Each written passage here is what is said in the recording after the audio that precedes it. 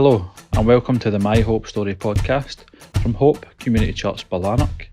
Stories of hope, all about Jesus. Who are we, but sinners saved by grace? Okay, guys, welcome. This is another episode of our My Hope Story podcast. We are talking today with Andy Mathieson, one of the church planters at 20schemes up in Dundee. Yep. So it's great to have you with us, Andy. Glad to be here, mate. So what we've been doing here is basically having chats with folk who have come to the Lord and just want to share that story, where you grew up, how the Lord's at work in your life, how you came to know Him, and what the Lord's kind of doing now. So just very tight and short, it'll be fine. No bother. So Andy, tell us about yourself. Where did you grow up? What was your family like when you were growing up? I am the poorest posh boy in 20schemes. Grew up in Mulgai. Which is, if we don't know about Mulgai, it's one of the poshest bits of Glasgow, right? It is, but I grew up in a council house in Mulgai with no money. Right, so first. So bit of a backward step. Grew up Christian, I said this earlier, kind of half Christian home, for want of a better word. The top or the bottom was Christian? Yeah, that's a good idea.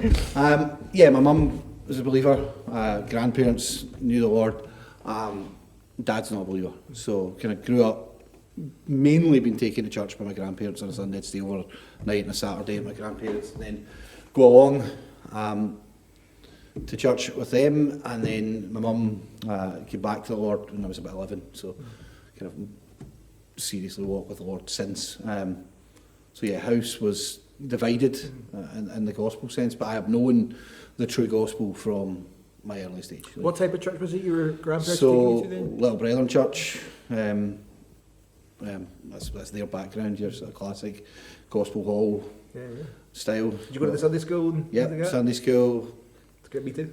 Got chipped out of the Sunday school. Got into trouble. Causing trouble. Can't imagine you causing trouble. I was just a mess, like ADD down my tits.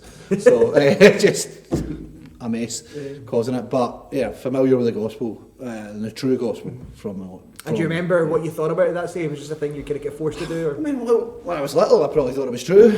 Like, you know, that's what your world is. That's what you're taught.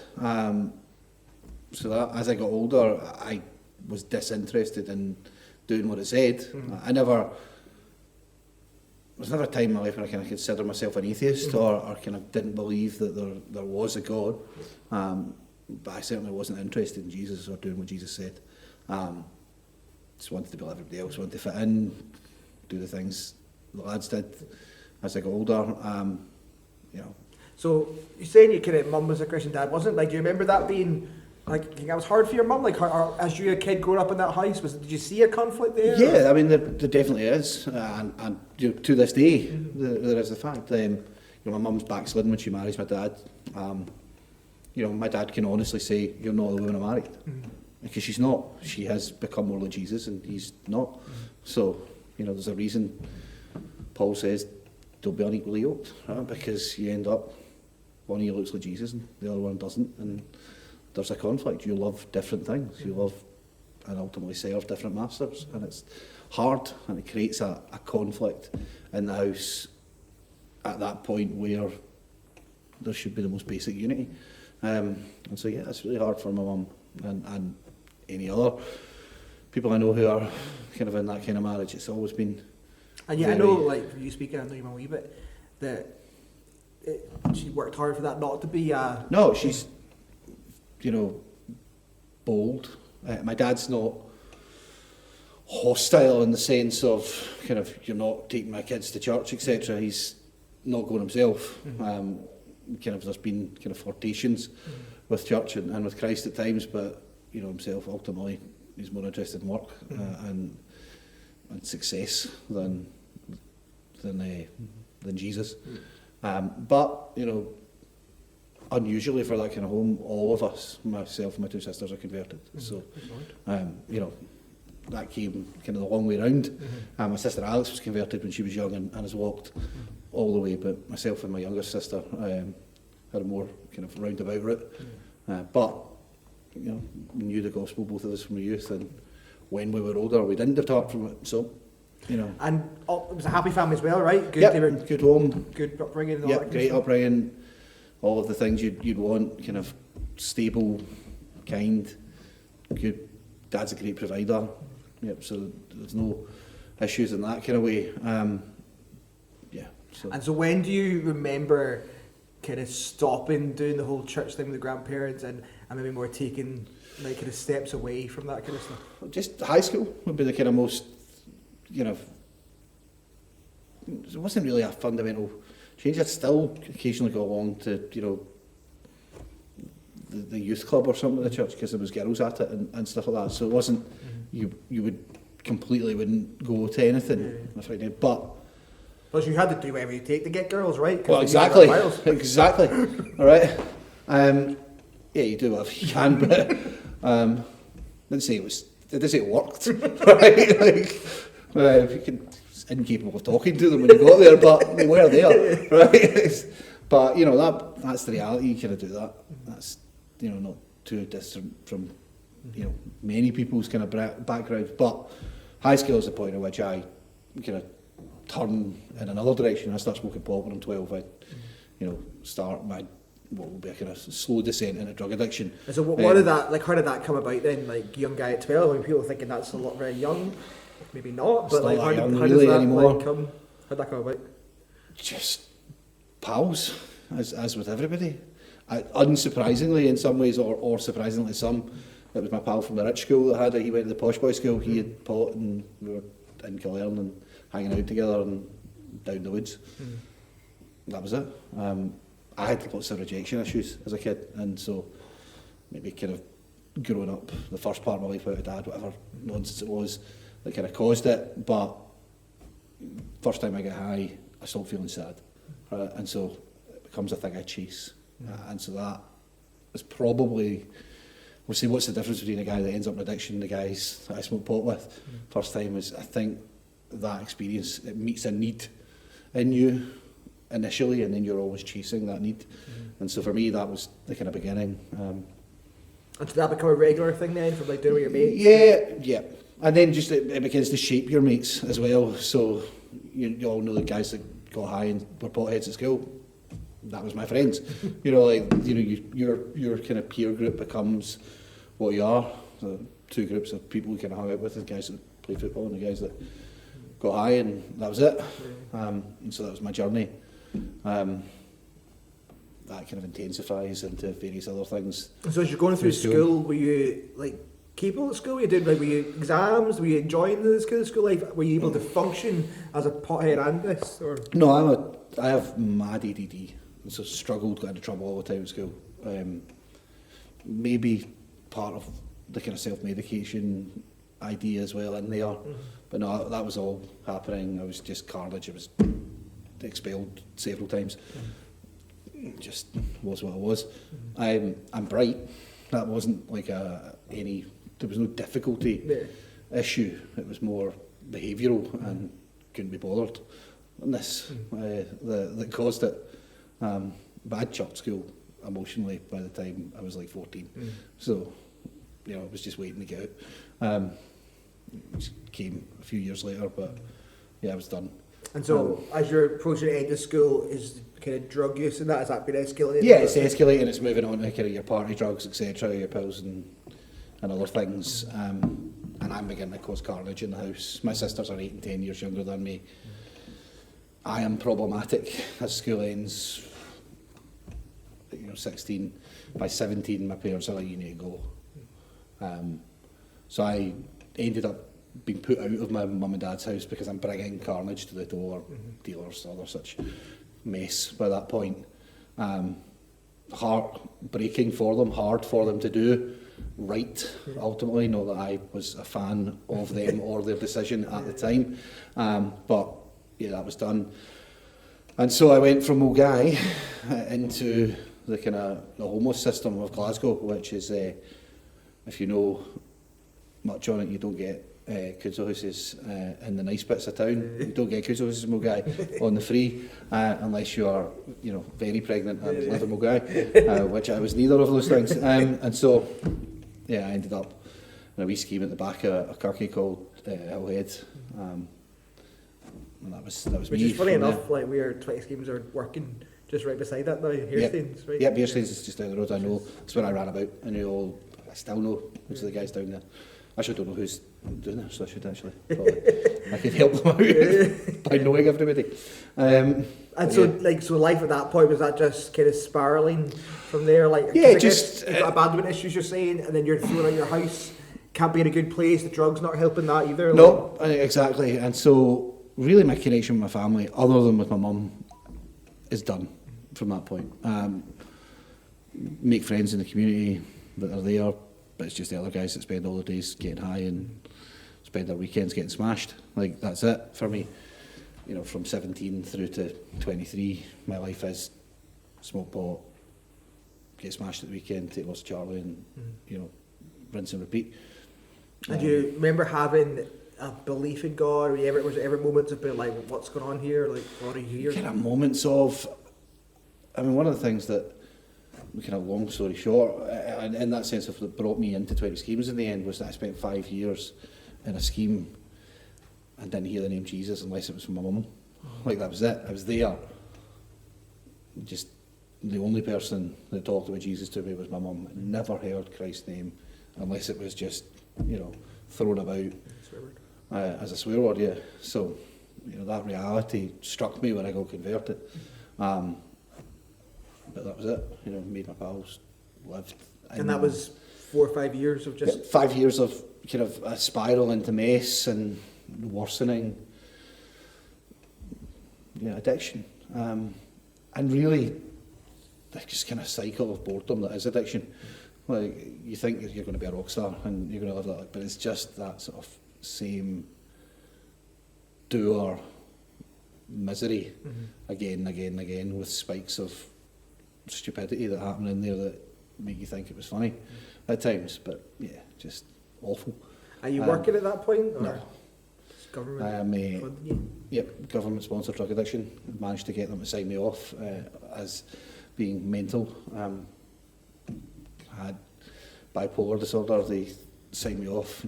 Got the sick, ideal. Plenty of money through that, and used that, and kind of supplemented it by being dodgy, as you do. And so 5 years. What brings you to the bottom of that then? Like, how you... I didn't even realise I was at the bottom of it, in that sense. When I'm 23, get the opportunity, as I said, family contacts really are minimal during that period, other than I'll go home for Christmas and, you know, see my mum occasionally. My mum gives me the opportunity to go away with her to Menorca in Spain. Yeah. I'm thinking, great, right, I can go and... Just two of you? Yeah, just the two of us. I can go get high in Spain. That'll be ideal in the warm, rather than in, you know, Hillhead in the rain. So I'm going 23, think that's what I'm going to do. That's my plan. Get there. Don't instantly seek out anything. Drinking, but not to excess. And just kind of end up over dinner having a conversation with my mum about the reality of where I'm at in my life. My mum's a counsellor, and she's kind of sharing some of her experiences and work, and she talks about someone that does something, not by name of course, but just a pattern of behaviour. It's actually using certain bits of music as they use, or listening to certain bits of music as they build up, and it's to using it. You know, it was my same. You know, my weekend starts when I start listening to certain kind of albums on the build up to kind of Thursday, and that's the build up to the kind of the carnage of the weekend. And so that conversation sparks into, you know, a long couple of hours conversation of me just kind of spilling my guts about the reality of where I was. Like, do you think you realised how dark it was at that point? Did you want to get out of it, or? No, I didn't realise it, you know. Yeah, but by the end of that conversation, I remember saying, you know, I've got nothing left. I'm dying. Like, recognising that this is it. I'm just on a loop. And, you know, what's going to happen, you recognise that you're going to OD, or you're going to get to jail, or you're going to die. Like, one of these things is going to happen. And I remember saying, I don't know what to do. And my mum, being a wonderful West Coast Glaswegian, says, don't talk pish. Like, you've known what to do since your youth. You need to repent and believe in Jesus. You just don't want to do it. Like, she just like slap the idea right out of my head, like this idea of you don't know what to do. Cuddle me, tell me. Exactly. No, you do. You just take responsibility and repent and believe the gospel. And I'd heard those words 100 billion times growing up. That day they cut me in half. I went back to my room that night in Spain and sat in the dark and prayed, God help me, save me. I went to bed an addict, I woke up clean. Good Lord. Converted, that's it. It's been, that since, never used again. But more importantly, known Jesus every day since. Woke up hungry for God's word, borrowed one of my mum's Bibles and started reading Romans. That was it, like genuinely. From there, like 3 weeks later, I was in Bible college with you. That's mental. She must have been buzzing. She was, but she was calm. Like she kind of inside. She must have mental, been. But yeah, if you wonder why I was such a carnage case when I got to ICC, that's it. I was like 10 minutes clean. How on earth do you end drug addict, converted, in 3 weeks you're in Bible college? How'd that come about? Because I didn't have anything to do. So I went back home, cleaned my house, cleaned it out of all the carnage, realised it was a tip, right? I mean, this is the things you don't realise. Began to kind of tell my pals, I love Jesus now, I'm not going to take drugs with you anymore, which was met with, that's good for you, but you're mental, right? So that happened, and then I hadn't worked ever really. I mean, my dad tried to give me jobs, and I'd worked at McDonald's when I was in school and stuff, but never did an actual day's work in my life.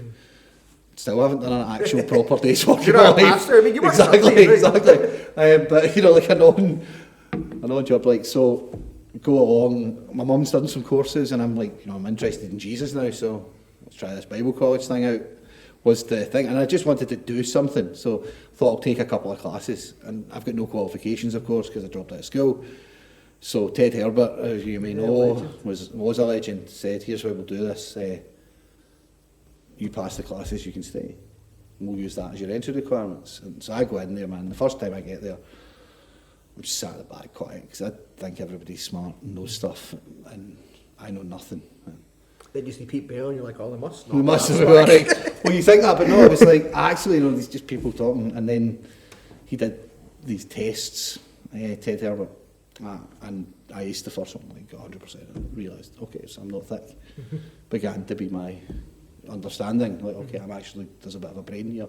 It turns out it was just being numbed for years and kind of wasted, and that was the journey. It was ups and downs. And so church at that point, like, are you committed to a good church? Is there? Go to my mum's church back in Glasgow, and from there, as I go to ICC, I meet a few guys. Meet Ian Kennedy, Kenko, he's church man in Glasgow now.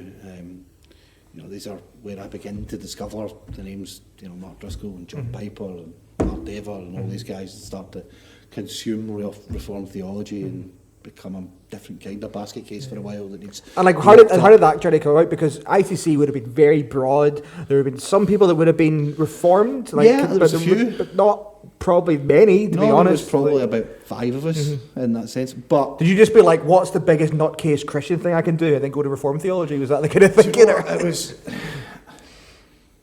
ICC was full of people, most of whom loved Jesus, but a lot of them had come from that kind of, I'm trying to figure out what I think about Christianity, it's been my life.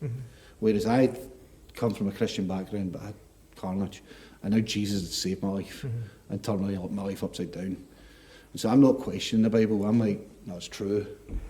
And I became a Calvinist because it explained what happened to me. Like, I remember reading, God saved you, he intervenes, he doesn't. Of course that's what happened to me in Spain, right? That's what happened, right? I didn't go to Spain and think I'm going to go there and become a Christian.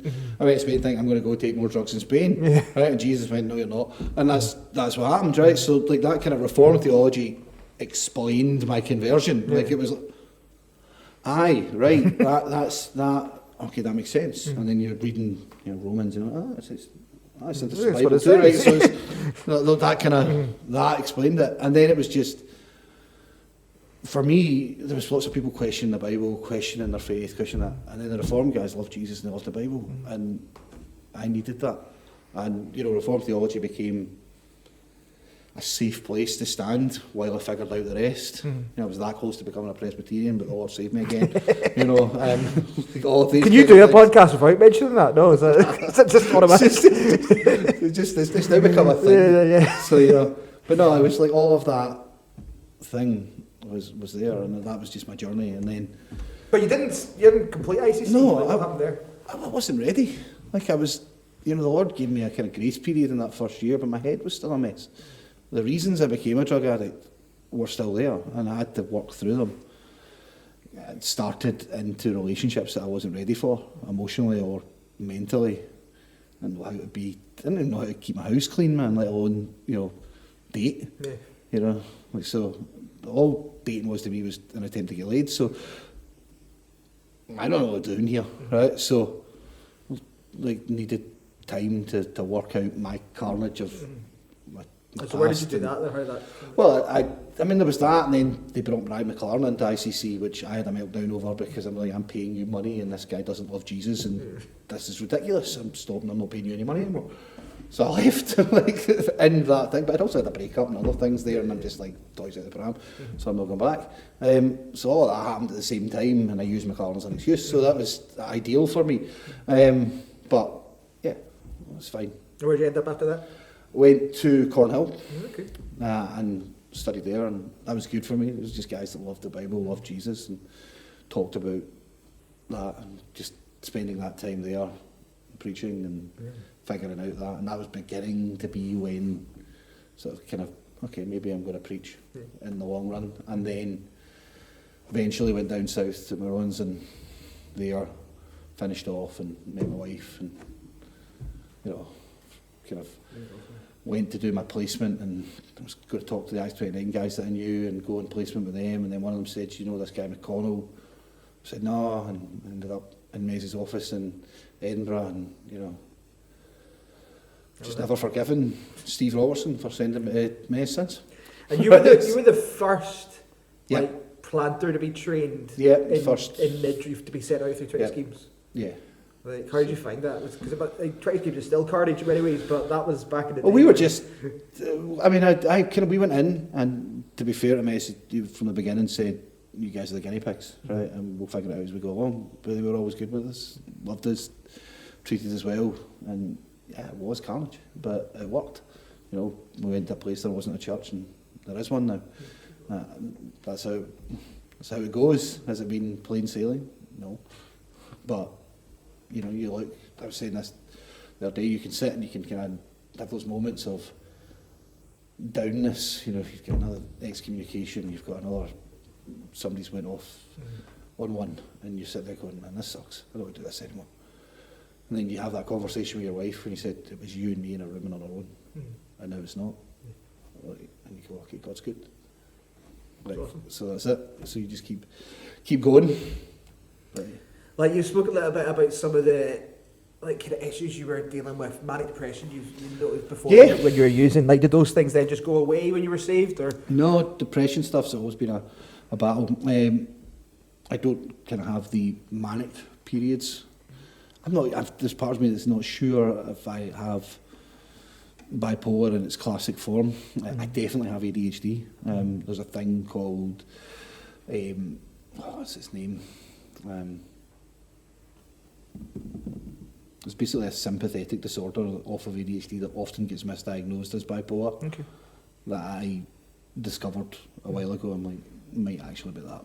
So what is But it's that? What's that like depressive. for you? Like, Well, just, I mean, I have battles with depression, the same as, that's it, it's called rejective sensitive dysphoria, is the thing, I'm trying to remember it. That might be what it is.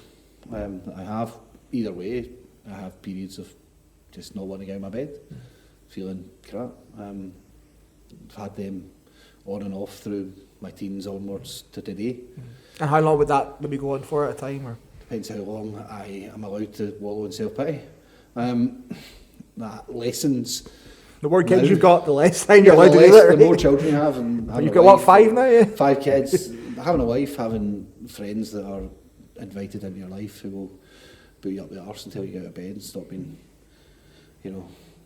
all about you. It helps. Having the kids helps. It's hard to wallow in self-pity when somebody's jumping in your head. It's not impossible. I've managed to do it, but that reality is there. Does it go away? No. There are times, this job will make it. You feel it at times. Like anybody that's pastored for a while, I don't know anyone that's not felt miserable in it due to either their own sin or dealing with the sin of others. If you find that hard as a pastor, do you think there's this kind of unwritten rule that pastors shouldn't really struggle with that kind of stuff? Or yeah, there's the unwritten rule that says we're meant to have ourselves all together and be the button down ones, but then you look at the guys in the Bible and they're all a mess, so you kind of feel better. Like David is that close to being bipolar, and Jeremiah is miserable, and Paul seems up and down, and so it's all right. And then Spurgeon was a head case that had to go away to France, once a year, because if he didn't, he was going to put his head in an oven. So some of the greats were a mess. And I'm not one of the greats, so I'm allowed to be a mess too. Right? So that's how it works. And God's gracious, and ultimately that's the point, isn't it? He uses losers because it's not about us. It's about him, and he looks better when he can use even you, your mess. that's the point, jars of clay, right? Right. That's it. For sure. So. I remember you were going to title your first sermon when you launched. Like the one in Matthew about you thought your family was bad or something. Oh, you thought your family was mental, which is it's the first sermon on the genealogy. Yeah. Well, that's true. Look at Jesus' family. Exactly. Go through it, you have all sorts of carnage, people sacrificing their children to Moloch, people like bumping people off in order to steal people's wives, all sorts of messy silliness. And yet the Lord's grace kept it. Yep. Like, have you felt like having your kind of back of the story the Lord gave you, has that helped in your ministry now as you're in kind of scheme community where there's maybe more prevalent addiction kind of stuff, or is it just... It helps. It makes... All addicts are liars, right? That's a fact. I say that as somebody who's spoke lies as a second language. You're harder to bullshit. Like, if you have an understanding of that background, so it allows you to cut through some of the sort of preamble of nonsense as you build the relationship. You can kind of go, right, once they know your story, they kind of back up a little bit on the... It doesn't mean they're going to instantly start telling the truth, but you get less of the... But you think they can't pull over your eyes? Yeah, so much, and so you have an easy thing, you have an in. But ultimately, does it make it easier? It gives you a contact point. But sin's a mess, and it doesn't make, just because you have that in, unless the Holy Spirit moves, hearts are hard. That's the whole thing, isn't it? We often say addiction is just simply idolatry anyway. Yeah. We're all addicts because we're all idol worshippers. And I do think there's something like the whole Legion thing of like the Lord saving you somewhere to send you back into that kind of mess. There can definitely be a lot of fruit that comes from that. You guys, your testimony of that, which is great. I've not had that background, and yet I believe the Lord's at work here as well, because you say he uses losers, and we're all losers, and it's about his grace and the gospel, and shining the light in broken jars of clay so that we can see the light and not the jars of clay. Sweet. Well, Andy, thankful for you, man. Just again, really awesome to hear the Lord's grace in your life and to see him put you through that and to kind of break in at your lowest and save you, and just the growth. Hopefully you're still growing too, but that's it. But no, thank you for you. Thank you for sharing. Cheers, mate. Thanks for having me. Thank you for listening to the My Hope Story podcast. To find out how you can have your own hope story, go to www.myhopestory.co.uk.